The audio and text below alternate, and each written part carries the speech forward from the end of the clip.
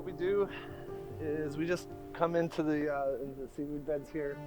We won't drop any anchors or anything like that that are going to disturb the ocean floor. And we literally just give the seaweed haircuts. So I'm just going to cut the frond. The rest of the plant, the rest of the algae stays in the ocean, and it will continue to grow. They are rich in vitamins and minerals. Organize and simplify became our motto. It's a very big business. Organize and simplify. Yeah. But doing it in a way that is transparent, that is local, and most importantly to me, that is real.